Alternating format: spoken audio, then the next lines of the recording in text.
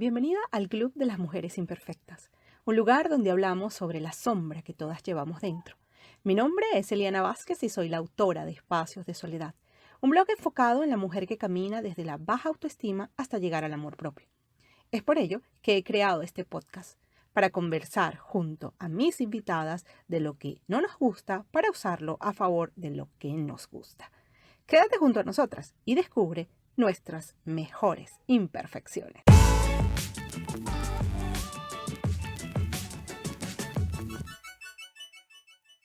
Hola amiga imperfecta, bienvenida al Club de las Mujeres Imperfectas, el podcast donde desnudamos el alma para hablar de la sombra. Mi invitada de este episodio 54 es Irene Rodrigo. Ella es divulgadora literaria, es decir, se dedica a transmitir a otras personas la pasión por los libros. Codirige y presenta un programa de radio y televisión llamado Una habitación propia que se emite en Apunt, la radiotelevisión valenciana. Además, tiene un proyecto propio online de divulgación literario llamado Léeme. Irene estudió periodismo, música y arte dramático y actualmente se encuentra en el proceso de revisión de su primera novela. Le gusta leer, escribir, viajar sola o acompañada de personas a las que quiere y sobre todo le encanta aprender. Y ella es imperfecta porque hoy nos trae la sombra del egoísmo. Una sombra que he mencionado mucho en este podcast, pero que hoy vamos a explorar con profundidad. Irene, qué bueno tenerte por aquí. Bienvenida al club. Hola Eliana, el placer es mío. Tenía muchas ganas ya de conocernos así virtualmente y de hablar. Sí, qué rico. Estás en España en este momento, en Valencia, ¿no? Sí, exactamente, en Valencia ciudad. Wow. Cruzaste todo el Atlántico para venir a visitarme, Irene. Sí, Gracias. sí. Gracias a ti. Oye, vamos a hablar del egoísmo. Yo he dicho en muchas oportunidades desde el episodio 0 que yo soy una mujer egoísta, ¿no? Lo he descubierto. Pero hoy vamos a hablar desde tu egoísmo y vamos a ver cómo nos retroalimentamos con esta sombra, ¿no? Vale. Vamos a empezar con esta primera pregunta. ¿Cómo descubriste que estaba en ti la sombra del egoísmo? Pues yo creo que me ha costado mucho descubrirla, a pesar de que me da la sensación de que lleva conmigo desde que nací, pero solo he sido muy, muy consciente de ella en los últimos meses, aunque debo decir que llevo años sospechando su presencia. Lo que pasa es que creo que no la quería ver, ¿sabes? Esto pasa mucho, supongo, que lo que no nos gusta rechazamos verlo.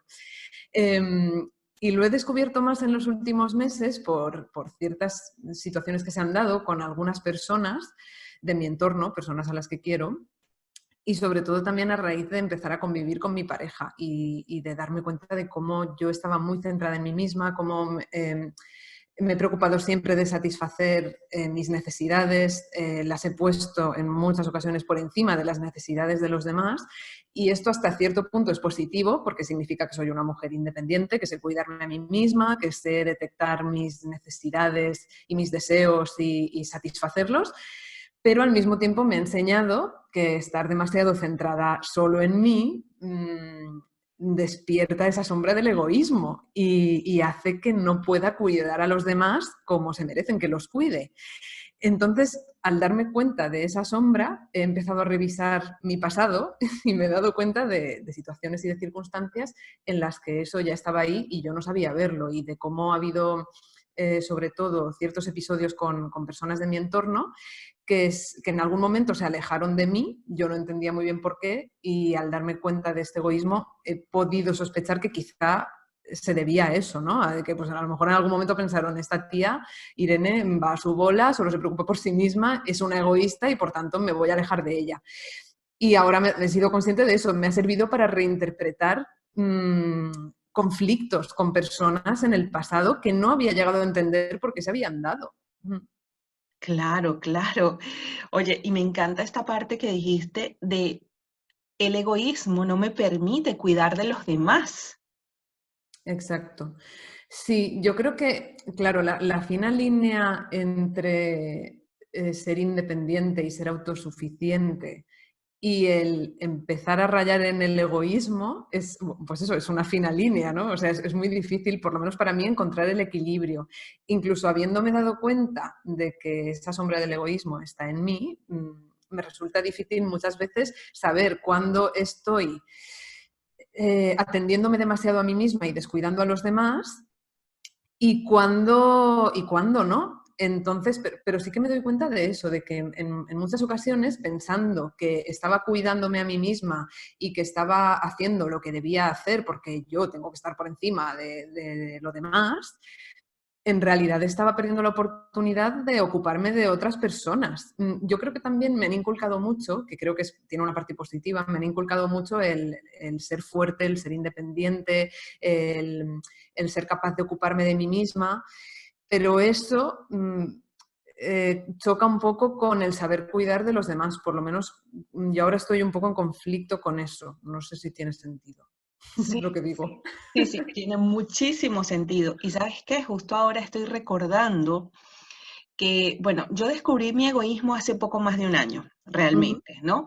Y lo descubrí precisamente porque he tenido una temporada larga, más o menos, ya hace como unos 3 años, en que, bueno, económicamente no he estado muy bien.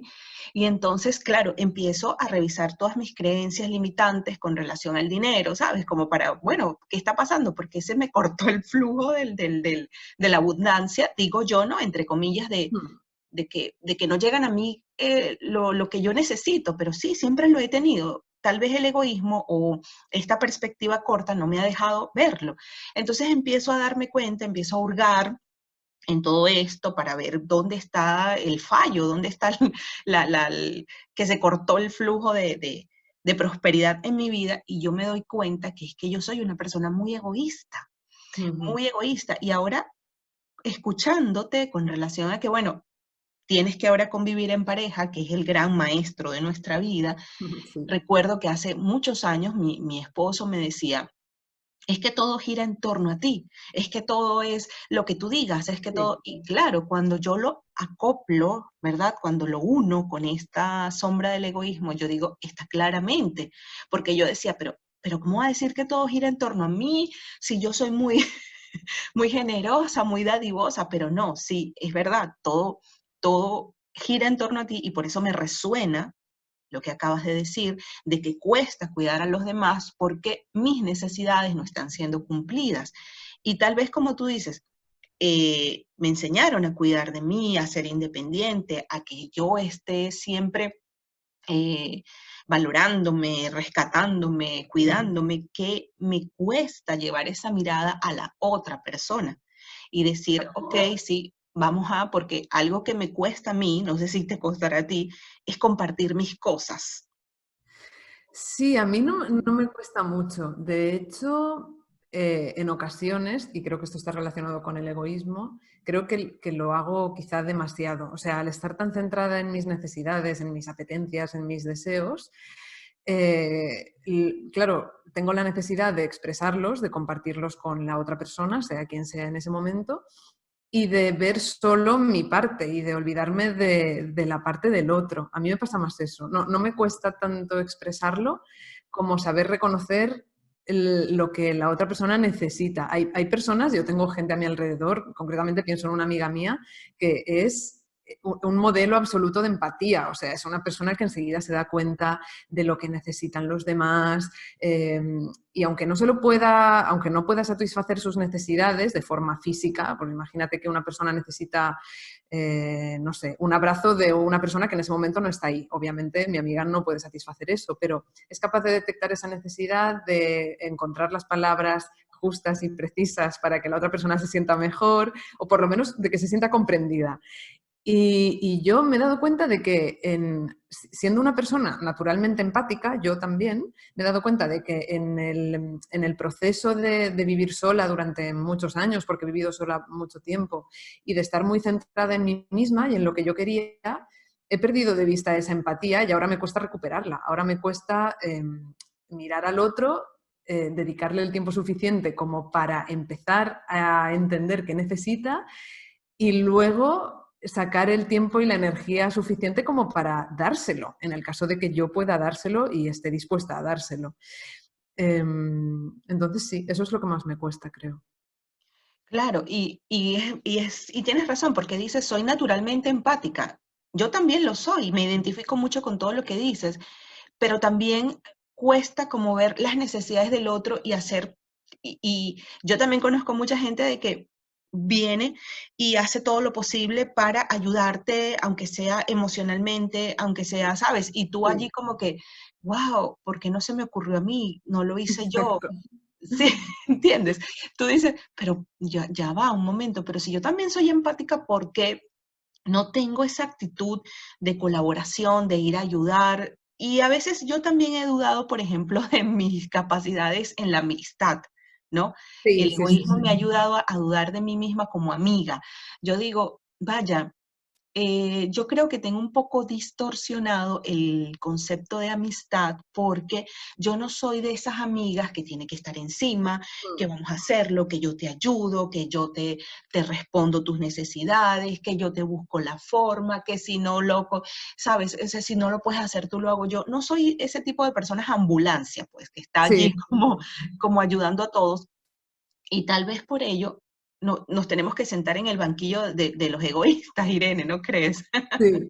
A mí eso yo donde más claramente he visto, aparte de en el campo de la pareja, donde más claramente he visto la sombra del egoísmo ha sido en la amistad.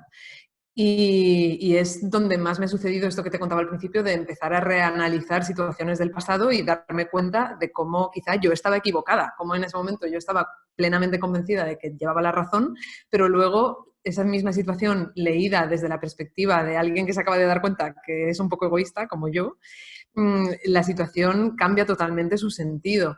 Yo tampoco soy una persona, primero, no necesito que mis amigas estén siempre encima de mí, ni que me resuelvan problemas, porque como te decía al principio, yo he aprendido a ser una persona muy independiente, muy autosuficiente, que se gestiona sus propios problemas en la mayoría de las ocasiones, cosa que a veces es positivo y otras veces es negativo, también hay que decirlo.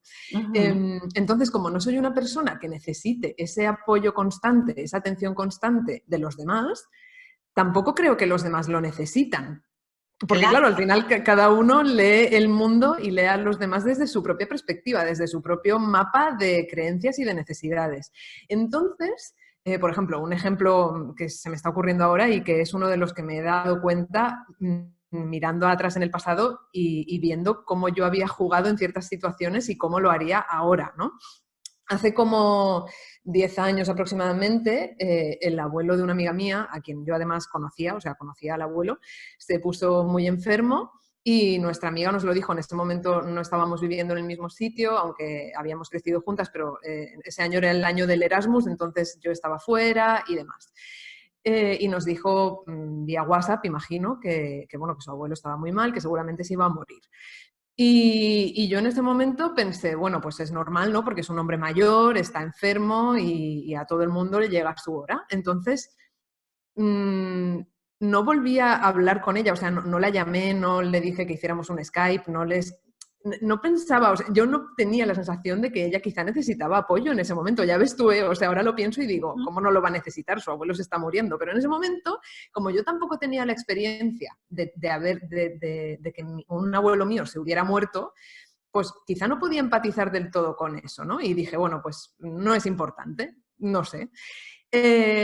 Y luego, bueno, su abuelo se murió, yo no hablé con ella, creo que ni siquiera le di el pésame, o sea, imagínate yo en qué mundo estaba, ¿sabes? Yo pensando en mis cosas y pasando del resto. Ujú. Y luego, años más tarde, cuando se murió por primera vez un abuelo mío, me acordé de esa situación y dije, jolín, con lo mal que lo estoy pasando yo ahora, que tampoco pensaba que lo pasaría tan mal por la muerte de un abuelo, que además estaba enfermo y que era muy mayor, pero sí que lo pasé muy mal. Con lo mal que estoy yo ahora empatizo con la situación de mi amiga de hace 6 o 7 años y me pregunto qué pensaría de mí, de una de sus supuestamente mejores amigas, que no estuvo con ella, aunque fuera virtualmente cuando su abuelo estaba enfermo. Claro. ¿Sabes? Entonces, Ujú. esta es una de las situaciones que te digo que he reinterpretado con el paso del tiempo también, después de darme cuenta de esa sombra del egoísmo, que precisamente esta situación fue una de las que me ayudó a darme cuenta de que quizá estaba muy centrada en mí misma y que situaciones en las que yo quizá no necesito apoyo externo, otras personas sí que lo pueden necesitar, sí que pueden tener la necesidad de que gente de su entorno a quienes quieren y con quienes tienen una relación de confianza les acompañen en esos momentos. Claro, claro, y es totalmente normal y más hoy día que vivimos en una virtualidad que nos conecta, ¿no? Y es como difícil de hacerse la vista gorda y decir, bueno, en este momento, porque yo también lo he pensado, no, bueno, en este momento está muy ocupada haciendo un montón de Claro, trámites por hospitalarios, de funeraria, X, bueno, que un mensaje más, un mensaje menos de mi parte, no sí, importa, pero sí importa. no Al fin importa, y al sí. cabo sí importa, porque tú estás esperando que aquellos amigos cercanos tuyos te den aunque sea una palmadita virtual, un abrazo virtual y no, tal vez ella, tu amiga me refiero, no lo tomó en cuenta, estaba tan sumergida en su mundo, su mundo familiar, con la dolencia de la ausencia de su abuelo, que tal vez no lo tomó en cuenta, pero eso Claro, no lo sabes, si no lo has conversado con ella, no lo sabes. A lo mejor claro, algún día la vida las pondrá frente a frente o frente a frente virtualmente, pero es algo que uno averigua después con el tiempo. Las mismas experiencias personales te van como llevando a empatizar luego en la distancia de tiempo, a decir, wow, qué importante hubiera sido que mi amiga me mandara un mensajito ahora, un mensaje. Cuánto lo claro, claro. siento, yo también lo viví, te acompaño, te comprendo, pero yo lo sé porque yo no soy de esas personas que llama, hey, ¿cómo estás? Por ejemplo, en este momento de pandemia y de Mm, encierro, no estoy mandando WhatsApp a todo el mundo, hey, ¿cómo está? ¿Todo bien? ¿La familia? No sé, ¿sabes? O sea, si coincido con alguien, le pregunto cómo está todo, cómo está tu salud, cómo está. Sí, pero no es que voy a dedicarme a mi lista de amigos a llamar a todo el mundo a ver cómo están. Y no sé si eso sea un tanto egoísta o no lo sé, ahora conversándolo contigo, pero pareciera que sí, porque a mí no me gusta averiguarle la vida a los demás. Oye, ¿qué estás haciendo? ¿Y cómo lo estás haciendo? ¿Y estás en tal país? ¿O cómo hiciste? Porque no me gusta que lo hagan con la mía. No me gusta claro. que me aborden, ni me averigüen, ni esté encima de mí, ni, ¿sabes? Porque es algo como que, bueno, tu privacidad es tu privacidad y, y no puedes estar contándole la vida a todo el mundo. Pero también tu círculo cercano es importante averiguar, conectar, oye, ¿cómo están? ¿Qué están haciendo? ¿Están bien? Y, y yo creo que ese vivir, yo también he vivido estos últimos 10 años fuera de mi país y he estado mucho tiempo sola, tal vez por eso también el nombre de mi blog, Espacios de Soledad, he estado muy sola y la soledad te da un refugio tan rico, tan sabroso, que no quieres que nadie lo perturbe. Y por Sí. tanto, tú no te vas a ir a perturbar a nadie. Y tal vez eso te deja, o como te dije hace rato, en el bando de los egoístas. Claro, claro. Sí, sí, de hecho yo ahora con esta situación del confinamiento que estamos en casa, yo estoy súper bien en el sentido de que, bueno, ojalá esto se acabe lo antes posible porque hay mucha gente pasándolo muy mal, mucha gente que ha muerto y muere y morirá a causa del virus, pero pensándolo egoístamente, Ujú, y ujú. vuelvo al núcleo de esta conversación, yo estoy súper bien porque, claro, estoy en casa, somos dos personas con dos gatos, estamos a gusto, estamos entretenidos todo el rato, no necesitamos estímulos externos porque nos bastamos con lo que tenemos dentro de casa y con nosotros mismos. Entonces, claro, esta situación también me está haciendo darme cuenta de hasta qué punto necesito al resto de personas y otra vez me hace preguntarme cómo me necesitan esas personas a mí. Porque el hecho de que yo no las necesite constantemente, aunque bueno, obviamente estoy en contacto con mi familia y con mis amigos y eso está ahí presente casi todos los días, pero digamos que no necesito multitudes o no necesito hablar con todo el mundo todos los días. Ujú. Pero eso mismo me hace preguntarme si quizá otra gente me necesita a mí, si necesitan que les pregunte cómo están o que les llame. Una de las cosas que a mí me está enseñando esta situación de estar metidos en casa es mmm, a estar pendiente de los demás, a preguntarles cómo están y a interesarme por el estado no solo de ellos, sino de su familia, ¿no? Que muchas veces esto yo por lo menos no lo hacía. O sea, yo cuando le escribía a un amigo o a una amiga, yo les preguntaba, bueno, ¿cómo estás tú? Pero ahora preguntamos también cómo está tu familia, cómo están tus amigos, cómo está toda la gente de tu alrededor. Yo soy una persona, por ejemplo, que me cuesta muchísimo, muchísimo hablar por teléfono, no me gusta nada. O sea, cada Yo, vez que me llama... Detesto hablar por teléfono. Sí, sí, sí. Yo, en serio, prefiero hacer un Skype. No sé por qué, prefiero hacer un Skype antes que hablar por teléfono. Y muchas veces o sea, antes del confinamiento, cuando veía que me llamaba alguien, sobre todo cuando es un amigo o una amiga que sé que hablan mucho, Claro. ya me ponía a temblar. Era como, madre mía, es que claro, les cojo el teléfono y igual estoy una hora al teléfono o una hora y media, porque esta gente no tiene fin cuando se ponen a hablar. Y claro, ahora en esta situación me doy cuenta de que yo hago ese esfuerzo de llamar, de interesarme por la gente, de pensar, ostras, hace 2 semanas que no hablo con mi primo, voy a llamarle a ver cómo está. O todas las semanas intento llamar a mis abuelos, porque además son personas jolín, que están en riesgo, ¿no? Porque son personas mayores. Todos los días hablo con mi madre, todos los días hablo con mi padre. Hay amigas con las que todas las semanas hacemos una llamada en vídeo múltiple. Eh, y a veces veo que me cuesta porque digo, jolín, egoístamente no me apetece hablar con nadie. Si es que yo estoy bien aquí leyendo un libro o viendo una peli o tumbada en el sofá. Pero por otra, entiendo que hay que hacer ese esfuerzo también, ¿no? De contentar a los demás. Y ahí es donde está esa línea que te digo, que te decía antes, que muchas veces no sé dónde situarla de satisfacer y atender a tus propias necesidades y deseos y dar un paso más para satisfacerlas del resto.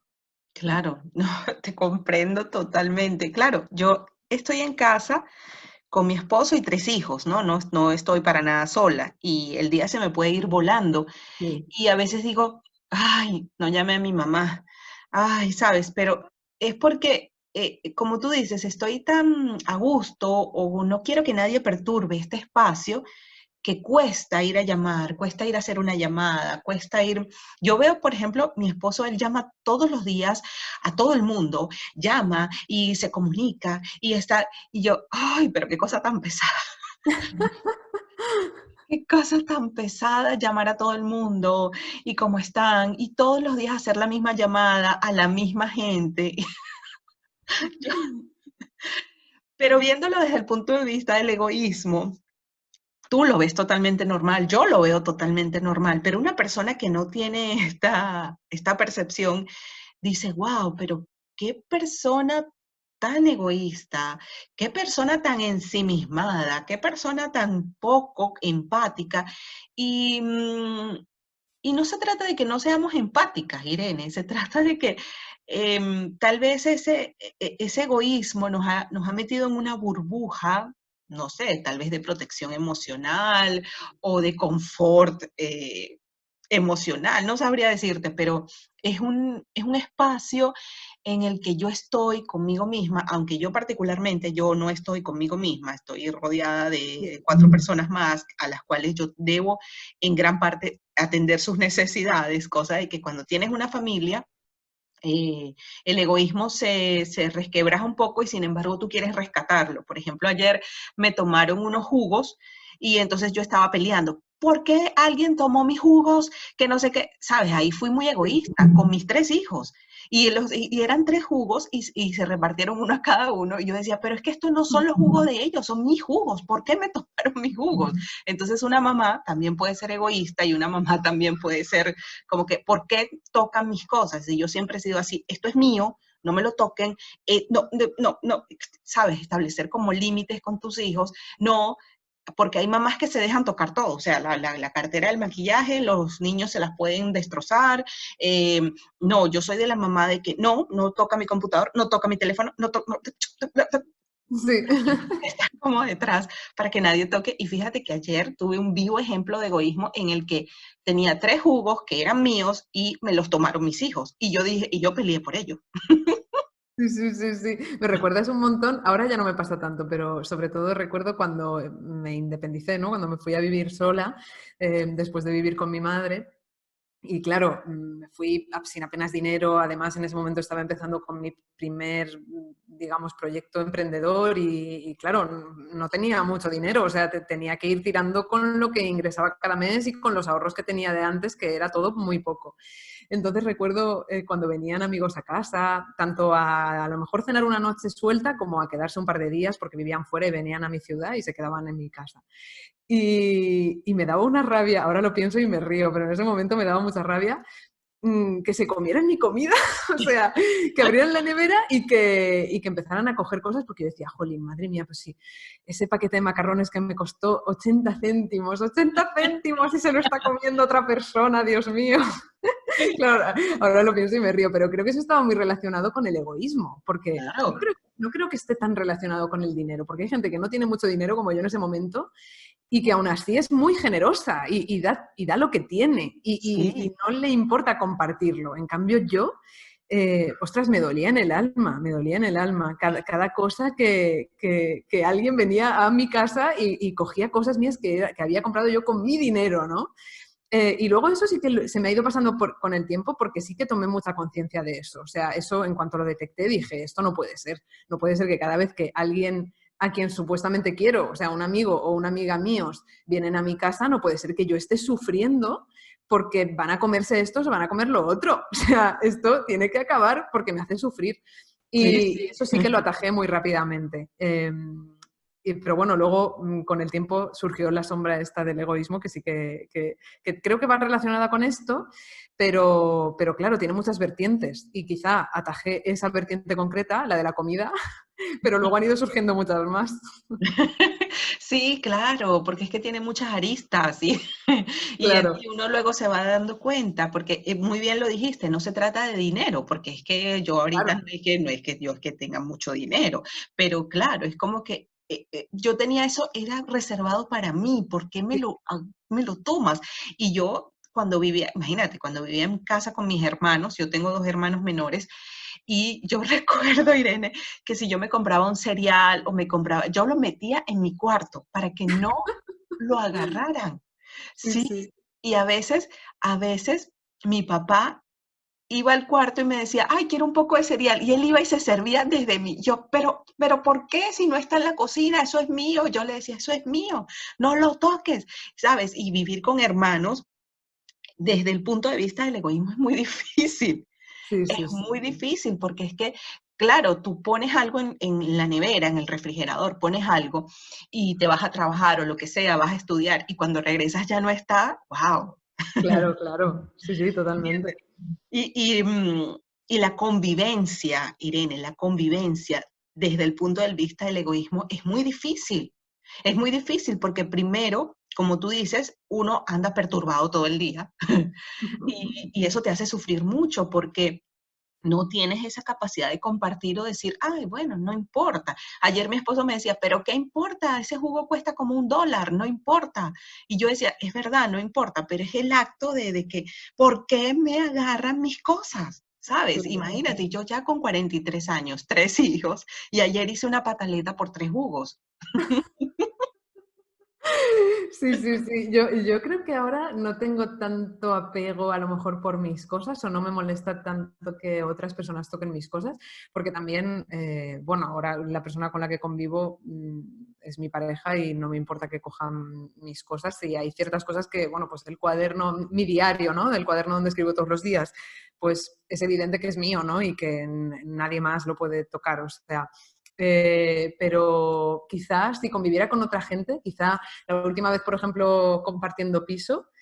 Bueno, la última vez que compartí piso no, porque sí que estuve con una compañera magnífica y nos llevábamos muy bien, pero en ocasiones anteriores compartiendo piso sí que me molestaba mucho más eso, que otras personas cogieran lo que era mío, en teoría, o que se encontraran algo por ahí tirado por casa que yo había dejado o que no me había acordado de guardar y que lo cogieran como si fuera suyo y que desapareciera y yo luego dijera, bueno, ¿dónde he dejado esto? Y, no, es que lo cogí yo y pues si es algo de comida, ¿no? Y me lo comí. Y yo, pero era mío, jolín, eso sí que me molestaba. Pero ahora creo que no me da tanta rabia que otras personas toquen o cojan mis cosas, aunque sea incluso sin haberme consultado.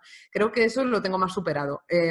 Lo que no tengo tan superado creo es lo de salirme de mí misma Ujú. para atender al otro y para estar atenta a lo que necesita y para tratar de, en la medida de lo que yo pueda, solucionar su problema o satisfacer su necesidad, poder hacerlo. Ahí creo que es donde todavía cojeo bastante. Sí, sí, no, te comprendo perfectamente. Oye, vamos a avanzar a esta segunda pregunta. Vale. que de alguna forma creo que está como unida a lo que estamos hablando y cómo has trabajado en tu vida las opiniones de otros acerca de ti. Pues esto es algo con lo que continúo bregando, la verdad. Y de hecho me he dado cuenta mucho de cómo me afectan las opiniones de los demás sobre mí, o ni siquiera las opiniones que hayan manifestado, sino las opiniones que yo imagino que los otros tendrán sobre mí, que es todavía más neurótico. Ujú, sí. He descubierto que me afecta muchísimo gracias al proceso de escritura de una novela. Bueno, a finales del año pasado empecé a escribir una novela, que era algo que yo tenía un poco idealizado, porque toda la vida he escrito, pero nunca me había creído capaz de conquistar un hito tan grande para mí como es una novela, ¿no? Que es un relato muy largo, en el que te tienes que comprometer muchas horas, en el que tienes que pensar mucho, darle muchas vueltas para construir un universo coherente con unos personajes profundos y desarrollados en el que se transmite un mensaje de forma eficaz, ¿no? Ujú. Entonces yo creía que no era capaz de hacer esto. A finales del año pasado me decidí a hacerlo, más como una necesidad ya casi que como un deseo. Y durante el proceso de escritura, que todavía dura, porque bueno, digamos que el borrador ya está acabado, pero ahora lo estoy revisando y revisando y revisando, durante todo este proceso me he dado cuenta de cómo todavía dependo mucho de la valoración de los demás. Yo, a medida que escribía, sobre todo al principio, escribía pensando en qué pensará no sé quién de esto que estoy escribiendo. ¿Qué Sí. pensará mi madre? ¿Qué pensará mi padre? ¿Qué pensará mi amiga? ¿Qué pensará este? ¿Qué pensará el otro? ¿Qué pensará el jurado del premio al que quiero enviar la novela? ¿Qué pensará este escritor si lee mi novela? ¿Sabes? ¿Qué pensará este periodista? O sea, ya yo me metía en mi despacho a escribir con otras 100 personas imaginarias, claro. Y ahí sí que me he dado cuenta jolín, de cómo dependo de la opinión de los demás y del beneplácito de los demás, sobre todo. Creo que soy una persona que tiendo mucho a querer gustar a todo el mundo, a pesar de que sé que eso es imposible y de que es, vamos, un objetivo fallido desde el principio. Y quizá eso contribuye en cierto modo, la necesidad de gustar a todo el mundo, contribuye también un poco al egoísmo y al encierro en una misma, porque Ujú. cuanto menos te relacionas con el resto, cuanto menos estás atento a las necesidades del resto y más lo estás de las tuyas, menos riesgo corres de que los demás vayan a juzgarte, porque claro, bueno, no te relacionas con ellos, con lo cual, ¿cómo te van a juzgar? Si no estás ahí, no estás en el mundo, no estás en el escenario público. Entonces, sí, eso no sé si respondo a tu pregunta. Al final me he hecho un lío y he empezado a divagar, me pasa mucho.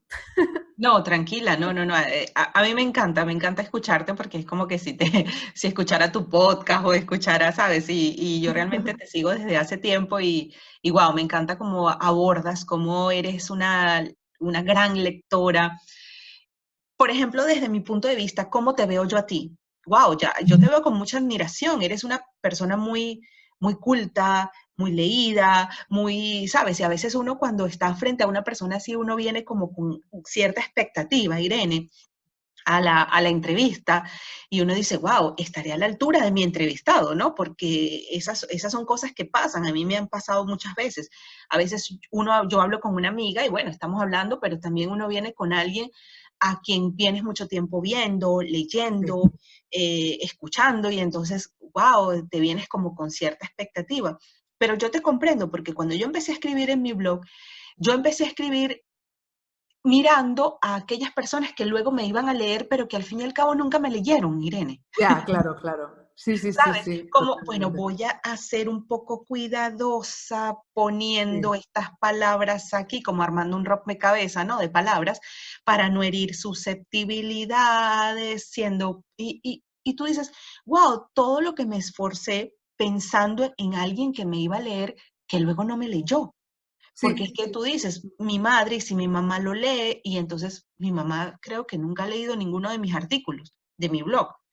mm, Y eso, y es normal, porque tú al empezar un proyecto, tú esperas que tu familia o tus amigos cercanos sean tus primeros lectores, tus primeros, las primeras personas que aborden tu proyecto. Y ocurre que no, justo justo la familia es como que la gente que menos te apoya en este sentido. Porque también cuando uno está abordando un proyecto tecnológico, entonces la gente como que no lo entiende mucho y tú le dices, oye, suscríbete al canal y eso cómo se hace. Y Sí. sí, y entonces, pero yo sé lo que es estar más nosotras, que de alguna forma nos exponemos, nos podrán ver 10 o 100 personas o 2000 personas, X, pero igual nos estamos exponiendo. Y al exponerte, no te puedes desligar de pensar qué van a pensar los demás de ti. Claro, yo creo que, hombre, lo ideal en cualquier proyecto que emprendamos, en cualquier proyecto creativo, como puede ser escribir en un blog, escribir una novela, empezar un podcast, lo ideal sería que estuviéramos libres de los juicios ajenos, ¿no? O sea, que no nos importaran, vamos. Pero creo que eso es una utopía hasta cierto punto. Yo creo que ese estado de me da igual lo que piensan los demás de mí, lo alcanzan las personas muy, muy mayores, cuando ya se dan cuenta de que qué más daba lo que los demás pensaran de mí, si al final era mi vida, si lo único que importaba en realidad era lo que yo quisiera vivir y cómo quisiera vivirlo. Quizá Claro. hay personas muy jóvenes que son muy sabias y que se dan cuenta de esto muy pronto, pero yo creo que el grueso de los mortales estamos en el saco de que hasta cierto punto nos importe lo que los demás piensen de mí, sobre todo, como tú dices, personas a quienes admiramos o personas de referencia, que los padres, desde luego, yo creo que son personas de referencia en la mayoría de los casos, para bien o para mal, porque Ujú. yo creo que la relación que tenemos con ellos, haya sido positiva o más bien negativa, la cargamos durante casi el resto de nuestra vida y nos influye en casi todo lo que hacemos. Pero luego otro tipo de referentes, por ejemplo, esto que dices de cuando entrevistas a personas en el podcast y vas con ciertas expectativas o incluso a veces con miedo, ¿no? De, ostras, estaré a la altura. A mí esto también me pasa un montón cada vez que entrevisto a alguien en el programa de radio o en el programa de tele. Si son personas que conozco, a quienes admiro, cuya trayectoria he seguido, y que me imponen cierto respeto, claro, yo voy a veces con miedo y con muchos nervios, porque es como, madre mía, tengo que entrevistar a esta persona, ¿qué pensará de mí? ¿Le parecerán interesantes mis preguntas? A lo mejor piensa que estas preguntas ya se las han hecho 1000 veces, qué pesada es esta tía que tiene que me hace responder a esto por enésima vez. Pero creo que es normal, o sea, creo que en el fondo tenemos que ser o intentar serlo por lo menos, amables con nosotras mismas en el sentido de entender que necesitar la aprobación del resto es algo humano. Otra cosa es que nos impida hacer lo que queramos. Yo, por ejemplo, en el proceso de escritura de la novela, lo que he intentado durante todo el proceso ha sido desembarazarme poco a poco de eso. Llegar a un punto en el que, aunque fueran 2 líneas, aunque fueran 10 minutos, escribiera realmente lo que yo quería escribir sin pensar en lo que pensará tal o pensará cual o lo que opinará no sé quién de lo que estoy escribiendo. Si poco a poco vamos conquistando ese terreno de más libertad a la hora de escribir, de más ser nosotras mismas, bueno, a la hora de escribir o de lo que sea, creo que ya es un gran, es un gran reto y al mismo tiempo es un gran logro. Claro. Eh, no sé si lo podemos llegar a conquistar del todo, también te lo digo. O sea, claro, es que, por ejemplo, en el campo de la escritura hay muchos escritores que dicen, no, tú tienes que escribir sin pensar en vender, sin pensar en gustar, sin pensar en si te publicarán o no te publicarán. Claro, es lo que te decía antes, eso es lo ideal, pero al menos cuando uno empieza, que yo ahora estoy empezando, creo que es normal que eso esté ahí. O sea, es que otra cosa significaría que somos súper mujeres, súper humanas Claro. y tenemos nuestras flaquezas, claro. Y por ejemplo, una persona como tú, que eres muy lectora, que te has leído muchísimas novelas, escribir desde toda esa sabiduría también te puede colocar en un punto de que, ok, ¿qué voy a aportar? ¿Qué distinto voy a Claro. escribir? ¿Sabes? Mm. Yo creo que es mejor cuando uno va a escribir una novela irse un ratito por el lado del desconocimiento, como para no perturbarse tanto con esto ya lo escribió tal persona, esto ya lo abordó esto ya lo hizo tal, ¿sabes? Porque Sí, tienes sí, en tu sí. cabeza muchísima información y hacer una novela desde esa información es como un trabajo arduo, ¿no? Sí, claro. De hecho, yo, si he empezado a escribir ahora una novela, después de toda mi vida dándole vueltas a la idea de hacerlo, ha sido este postergar la escritura de una novela porque yo pensaba que no podía aportar nada. O sea, no podía aportar nada ni a nivel de estilo, ni a nivel de idea, ni a nivel de trama, ni a nivel de argumento, ni a nivel de creación de personajes, porque es lo que tú dices. Si es que esto ya lo han hecho no sé cuántos autores antes que yo y seguro que 1000 veces mejor que yo. Entonces, claro, si yo, mi objetivo era ser Gabriel García Márquez y escribir algo medianamente parecido a 100 años de soledad, obviamente nunca voy a empezar a escribir, porque eso Claro. es inigualable. O sea, es que esa obra, bueno, es que es mi libro favorito, entonces, claro, Sí, yo sé. siempre lo pongo como ejemplo porque es mi novela favorita y a lo que yo querría aspirar, ¿sabes? Entonces, Ujú. si me hubiera quedado que he estado 30 años ahí, ¿eh? O sea, he estado 30 años en el no voy a escribir porque total, no puedo escribir como Gabriel García Márquez. Pero escribiendo me he dado cuenta de que, vale, no soy Gabriel García Márquez, no he escrito 100 años de soledad y jamás lo escribiré. Pero, ostras, he escrito otras cosas que ahora son importantes, creo. O sea, y bueno, ya te digo, estoy revisando la novela todavía y no tengo una visión global y objetiva de ella y nunca la tendré. Pero después de este primer borrador me doy cuenta de que he tocado temas y los he tocado de manera, o sea, desde una perspectiva y desde un enfoque que quizás sí que aporta algo. A lo mejor no a la literatura universal, pero sí a algunas personas que luego lo lean. Entonces Ujú. yo creo que ni está todo dicho, que eso se dice mucho, ¿no? Está todo dicho ya en cine, en literatura, en arte, en general, está todo dicho. No, porque el mundo evoluciona y surgen nuevos temas y surgen nuevas visiones, eh, eh, surgen nuevas maneras de tratar los mismos temas que ya han estado ahí desde el principio de los tiempos.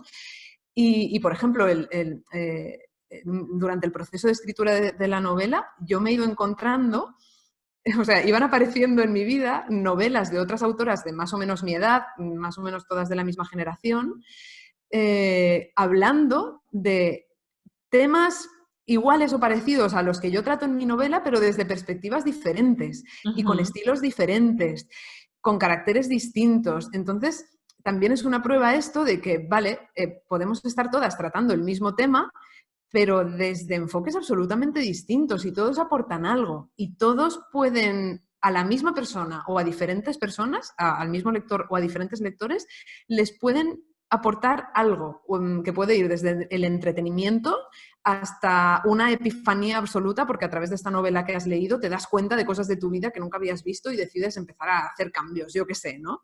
Sí. Entonces, sí, yo creo y creo que esto nos pasa mucho sobre todo a las mujeres, el pensar que no estamos a la altura de nuestros grandes referentes y que por tanto no podemos hacer lo que deseamos hacer, porque total, ¿para qué? Si ya lo han dicho otros, si ya lo han hecho otros. Pero creo, y esto es un tópico, pero me da igual, lo voy a decir, creo que todos y todas tenemos una voz única y que si no la ponemos en marcha, nos vamos a perder muchas cosas, empezando por nosotros mismos. O sea, yo escribiendo esta novela me he dado cuenta de muchas cosas de mí misma. Independientemente de que después se publique o no se publique la novela, yo ya he aprendido tanto sobre mí misma que ya me doy por satisfecha y no lo habría aprendido si no me hubiera atrevido a escribir, ¿sabes? Claro, no, claro, claro. Y además tú sabes a qué me remito con esto que estás conversando, a uno de los episodios de tu podcast que me fascinó y hasta yo te lo comenté, el de por qué es importante leer a mujeres, ¿no? Sí. Me encantó ese episodio en particular porque dices, llevo años leyendo a hombres, muchísimos años, y de alguna forma creí que las mujeres no iban a aportar tanto. Imagínate, tienes como Sí, sí, gran sí, referente a Gabriel García Márquez claro. y es como difícil decir, bueno, ¿cuál es mi gran referente? De hecho, Una habitación propia es de Virginia Woolf y Mm. lo haces a partir de que comenzaste a leer a Virginia. ¿Y qué pasa? ¿Qué pasa? ¿Por qué las mujeres estamos justo ahora dando un boom a nivel literario? Pero es porque nos estamos quitando un poco esa culpa, ese no debería, ese es que ya otras lo han hecho mejor. Y cuando te quitas un poco de encima todo ese peso, esa mochila de creencias y de expectativas, entonces puedes fluir con tu escritura, puedes ser permitirte ser creativa sin pensar, es que ya otros lo hicieron, es que estoy repitiendo. Y además, no todas las novelas tienen a los mismos lectores. Exacto. Sí, ¿Ves? sí, Y entonces también uno como escritor también tiene que pensar que no todo el mundo va a venir a leerte. Y eso es claro, genial. Eso es genial porque, por ejemplo, este podcast no todo el mundo lo va a escuchar. Y es que no es un claro. podcast para todo el mundo. Y si yo me hubiese puesto esa cuestión de que cómo es posible, cómo yo voy a ir a un podcast a hablar de lo que no nos gusta, ¿no? Entonces no lo hubiera creado, ¿sabes? Porque Exacto. este no es un podcast, tal vez alguien ya lo está haciendo desde otro punto de vista o lo está haciendo en otro idioma, X, pero es esa voz única y propia de la que estabas hablando, de yo tengo un mensaje que dar y a mí me gusta hablar de lo diverso, a mí no me gusta decir, ay, qué vida tan maravillosa tengo, mira todo, tengo una familia tan linda con 3 hijitos y todo tan... No, a mí me gusta también hablar del backstage, de la parte que no se ve, de lo que no mostramos en redes sociales, de que ser mamá tampoco es que es tan divertido. A mí, por ejemplo, me gusta hablar de eso en mi Instagram, de que, Sí. ¿sabes? De que no somos perfectas. Y el Club de las Mujeres Imperfectas llegó a mí porque yo digo, esto es un mensaje importante que yo tengo que dar. Hace 5 años no lo hubiera hecho, Irene. No lo hubiera hecho porque hubiese Claro. estado muy inmersa en las expectativas, wow, ¿qué van a pensar de mí? Y es que yo entonces yo voy a hablar de mi egoísmo en un episodio de mi podcast, ni loca, ¿sabes? Pero es una cosa como que tú dices, si no lo hago y si no lo verbalizo, en este caso tuyo, si no lo escribo, entonces, ¿cómo le pretendo dar forma o cómo mi mensaje va a llegar? Porque es importante que llegue a las personas que tengan que llegar. Si este podcast lo escuchan 10, 20, 100 o 2000 personas, no importa, es justo a la gente que tenía que llegar. Exacto. Sí, claro, y además esto tiene mucho que ver con lo que decías al principio de tu reflexión, que nos falta, o sea, ahora es el momento en que las mujeres nos estamos atreviendo a escribir y a publicar y a contar nuestras historias que son muy diferentes a las de los hombres. Bueno, no es que las mujeres antes no se hubieran atrevido, es que no se lo permitían. O sea, hay muy pocas mujeres en la historia de la literatura que se hayan podido dedicar exclusivamente a escribir porque tenían que hacerse cargo de sus hijos o porque directamente sus maridos no les permitían escribir. O sea, es que es así, ¿no? De esto podríamos estar hablando horas. Y ahora, por primera vez, estamos, por lo menos en el mundo occidental, en un momento en el que muchas mujeres ya tienen suficiente independencia económica y familiar como para dedicar X tiempo al día o a la semana a escribir y a reflexionar sobre los temas que les interesan. Con lo cual, todos esos temas propios más de las mujeres o esos enfoques más femeninos, por así decirlo, que no se han plasmado en los libros durante siglos y siglos, ahora se pueden plasmar. O sea, queda mucho por decir y sobre todo más que temas por explorar, quedan enfoques por explorar. Los hombres nos han hablado de los grandes temas de la humanidad durante siglos, de la muerte, del paso del tiempo, de la amistad, del amor, pero ahora falta que las mujeres hablemos de esos temas desde nuestra perspectiva, que es completamente distinta y es tan diversa como mujeres hay en el planeta. Con lo cual, claro, no todo el mundo leerá las novelas de mujeres, pero muchas mujeres y muchos hombres leerán las novelas de mujeres porque están hartos de leer las perspectivas de los hombres, Sí. que nos las hemos comido con patatas durante años y siglos. Y bueno, yo lo digo así, pero a mí me encanta leer a hombres, ¿eh? Y lo que tú decías, yo me pasé 27 años de mi vida leyendo casi exclusivamente a hombres, pero ahora también lo reivindico eso, el leer a mujeres, porque me doy cuenta de que yo misma, gracias a leer a más mujeres, me he atrevido a escribir, me he atrevido a pensar que mi voz es importante y que tal vez puedo contar lo mismo que han contado los hombres, pero desde una perspectiva incluso innovadora y rompedora, simplemente porque no ha habido una mujer que lo haya podido hacer antes. Claro, y me encanta porque en este episodio dices que nos hemos perdido el 50% de la historia. Exactamente. Sí, sí, Porque ese 50%, el que tenemos y el que está escrito en, no sé, desde la Biblia hasta los grandes libros de todos los tiempos, son perspectivas masculinas. ¿Y dónde está claro. la femenina? No, hay uno que otro, por supuesto, que podemos rescatar, pero al fin y al cabo nos hemos perdido el 50% de toda la historia de la humanidad. Y como bien exacto. dices, podemos quedarnos aquí 3 horas más, pero este podcast es de 1 hora y vamos a avanzar a esta última pregunta, Vale. eh, que para no perder el foco del egoísmo, no dejemos de ser egoístas hoy, por favor, Irene. ¿Por qué alejarse de algunos lugares o personas puede significar amor propio? Pues yo creo que porque tenemos que, o nos conviene saber reconocer cuando algunos lugares no nos hacen bien o no nos benefician mm, en cualquier nivel. Esto sí que puede ser, creo que interpretado como algo egoísta desde otras perspectivas, desde la visión de otras personas, porque obviamente si tú perteneces a un grupo, por ejemplo, a un grupo de amigos, y de repente te das cuenta de que por lo que sea, por la mentalidad de ese grupo, por las relaciones que se han generado entre esas personas y tú, no quieres seguir perteneciendo a ese lugar y te alejas, pues a lo mejor las personas que se quedan en el grupo te tachan de egoísta o piensan que te has creído tú, de que vas abandonándolos de repente sin ninguna explicación. Pero, o sea, a riesgo de que eso pueda ser considerado egoísta, creo que en ese momento, ahí sí que tengo el límite claro. O sea, cuando algo no te beneficia, cuando un ambiente o una agrupación de personas no te beneficia, huye, independientemente de que te digan que eres un egoísta. Yo, por ejemplo, esto en mi experiencia lo viví un poco, aunque no era tanto por las personas en sí, sino por el ambiente general.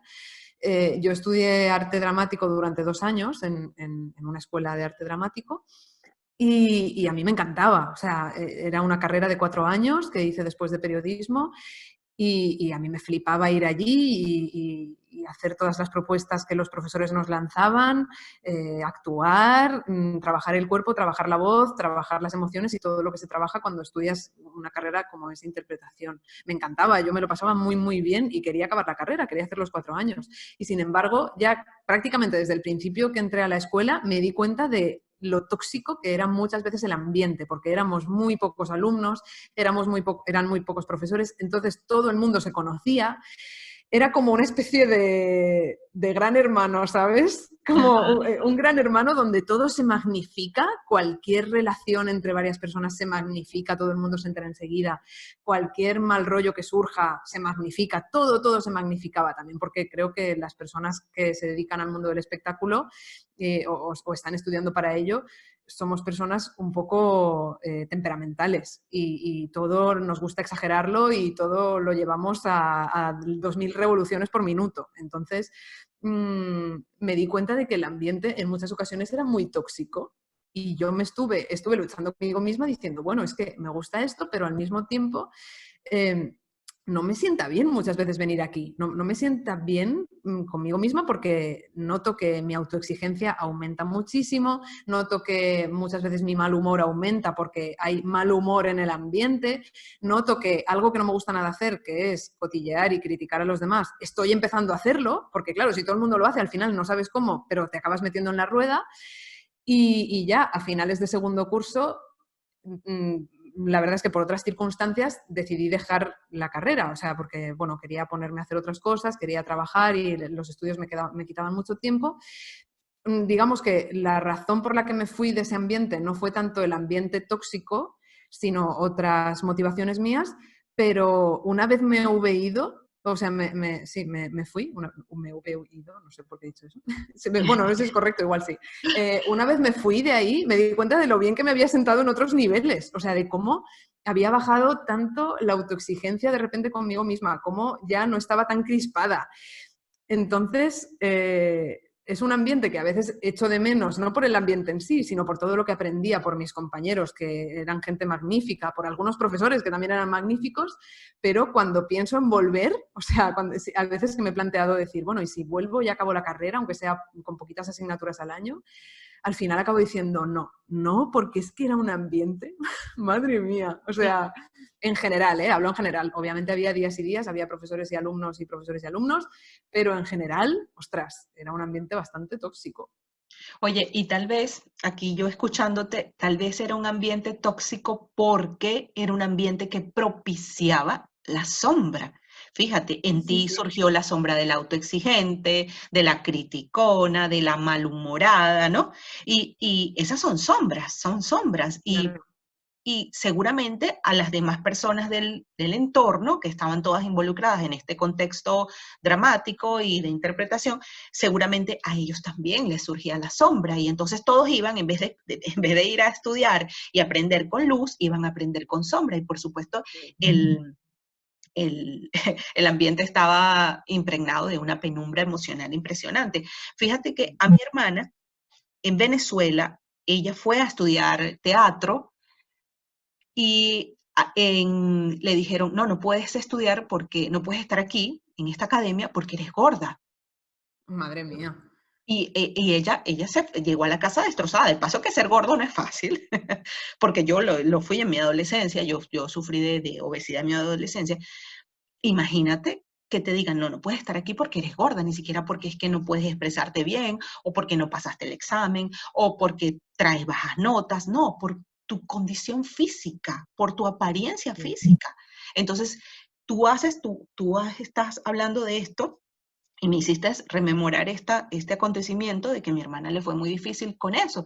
Entonces, yo creo que precisamente como detrás de una buena obra literaria, de una buena puesta en escena, de una obra de teatro, hay mucha toxicidad porque es la sombra la que está imperando. Claro, sí, yo creo que yo no soy experta porque ya te digo, estudié 2 años y ahora estoy muy desconectada del mundo del teatro, pero creo que muchas veces en la formación de arte dramático te dan las herramientas para bucear en tu sombra y para conocerla muy bien, pero no te dan las herramientas para luego salir de ahí. O sea, muchas veces te quedas empantanado en tus defectos y en lo que no te gusta de ti y en lo que tienes que mejorar y en lo que los demás dicen que está mal de ti. Porque es material para el actor, ¿no? Al final, bueno, los actores trabajan con emociones y muchas veces con el dolor, pero tienes que saber salir de tu propio dolor. Y bueno, de hecho hay escuelas dramáticas que dicen que no hay que trabajar con el propio dolor, sino que hay que imaginar el dolor. O sea, bueno, es que claro, podríamos hablar un montón, pero creo que es importante eso, que en cualquier ambiente en el que las emociones y la sombra de uno mismo se trabaje, también tener las herramientas para luego salirte de ahí, para no quedarte enquistado en esa sombra. Porque sí, ahora que lo decías, claro, a lo mejor tenía mucho que ver con eso. De hecho, me he puesto a pensar, y yo me acuerdo cuando entramos en primer curso, mis compañeros y yo, vamos, estábamos contentos, estábamos alegres, y fue a medida que iban pasando los meses cuando ese ambiente de crispación y de negatividad se fue apoderando poco a poco de nosotros. Sí, es difícil, Irene, porque, bueno, es como veníamos hablando en la pregunta, ¿no? Alejarte de ese lugar significa de alguna forma recuperar tu luz propia, ¿no? Y por ende tu amor propio. Eso es lo que realmente deberíamos estar haciendo. Y tal vez en este confinamiento, en donde muchas personas no están haciendo el encierro desde el privilegio, sino que lo están haciendo desde un lugar tóxico, Sí. es vaya, realmente es un momento propicio para saber si ese es tu lugar o si debes salir corriendo de allí luego que esto termine. Exacto. Ujú, Sí, es lo que dices. Yo ahora pienso, por ejemplo, en personas que convivan con un maltratador, por ejemplo, mujeres que estén ujú, conviviendo con un maltratador o parejas a punto de divorciarse, ¿sabes? Y ujú. pienso, madre mía, o sea, qué aprendizaje más caro, porque lo pagas, ¿no? O sea, en una situación así la Sí, pagas emocionalmente sí. muchísimo. Pero es lo que tú dices, también te puede ayudar a ver muy, muy claramente que quieres huir de ese lugar. Ujú, sí. Bueno, que hoy hemos tenido una conversación espectacular, muy nutrida. ¿Cómo te has sentido? Muy bien, la verdad es que se me ha pasado volando y me ha parecido que hemos tocado temas súper interesantes que quedarían para, vamos, para hablar 5 horas seguidas. Sí, seguro, seguro que sí, seguro que sí. Cuéntanos a nuestras amigas imperfectas dónde pueden conseguirte, Irene. Pues bueno, yo tengo una página, digamos, que es como un punto de aterrizaje a través del cual puedes llegar al resto de mis proyectos, que es irenerodrigo.com. Y esa página está enlazada con la web del EM, que es mi proyecto de divulgación literaria, y con otros proyectos que llevo a cabo. Y luego también estoy muy presente, sobre todo en Twitter, y en Instagram, que yo creo que si buscan Irene Rodrigo les saldré por ahí. Ah, Que busquen buenísimo. una foto de una chica con pelo rizado, esa soy yo. Sí, sí, sí, sí, sí. Bueno, de todas maneras, en la portada de este episodio se va a ver. Yo también soy muy, muy, muy, muy activa en Instagram, ya te voy a seguir. Vale. Muy activa porque realmente es una de las redes sociales que ahorita puedes estar como más cercano a las personas que te gustan, ¿no? Y por eso me Sí. gusta bastante. Oye, mi sombra abraza tu sombra, que casi que, bueno, son las mismas sombras. Te abrazo y me encanta que hayas estado aquí en este club de mujeres imperfectas. A mí también me ha encantado, Eliana. Gracias por invitarme. Y bueno, bueno, bueno, bueno, si tienes otra sombra, por favor, dímelo, házmelo saber, me mandas un mensajito y volvemos a conversar, ¿te parece? Perfecto, eso haré. Buenísimo. Y a ti, amiga imperfecta, gracias por haber llegado hasta este minuto del podcast. Siempre me encanta que te quedes hasta el final, que compartas, que des comentario, like, sígueme. Recuerda que este podcast está en ebooks, iTunes, Spotify, YouTube y a ver, ¿cuál otra? Ah, Google Podcast. Por favor, dale mucho cariño a este podcast. Yo sé que estás dándole cada viernes mucho cariño y gracias siempre por continuar y estar allí a mi lado. Chao.